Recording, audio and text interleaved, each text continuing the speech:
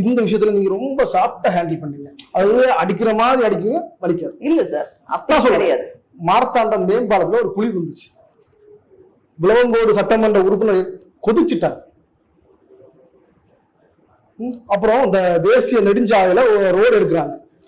ஒரு ஜேசிபி அந்த இயந்திரத்தை முன்ன குதிக்கிறாங்க.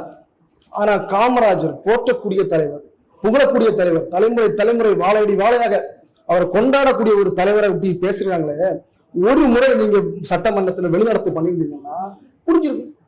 தப்பு. அதுதான் திரும்பவும் நான் சொல்றேன், எழுதி கொடுத்தது மாதிரி படிச்சுட்டு வந்தீங்க. சாரி, எழுதி கொடுத்த மாதிரி என்னுடைய சட்டமன்ற உரையை நீங்க எடுத்து பாத்தீங்கன்னா உணர்ச்சி ததும்ப எவனும் எழுதி கொடுத்து எனக்கு அரை கட்பட்டுக்கு பேச வேண்டியது அவசியம் கிடையாது. சரியா?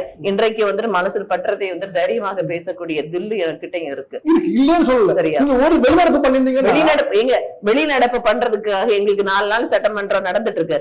நம்ம தொகுதி மக்கள் வந்து வெளிநடப்பு செய்வதற்காக எங்களை அனுப்பல. அந்த சட்டமன்ற 4 நாள் நடந்த சட்டமன்றத்தை பாத்தீங்கன்னா நாங்க எங்களுடைய தொகுதியினுடைய கோரிக்கைகளை, உங்களுக்கே தெரியும் என்னுடைய தொகுதியினுடைய எப்பவுமே என்னோட தொகுதி கோரிக்கை மட்டும் இல்ல, பொதுமக்களுடைய, தமிழ்நாட்டினுடைய பொதுமக்களுடைய ஆசிரியர்களாக இருக்கட்டும், சத்துணவு ஊழியர்களாக இருக்கட்டும், டிரான்ஸ்போர்ட்ல உள்ளவங்களாக இருக்கட்டும், இவர்களை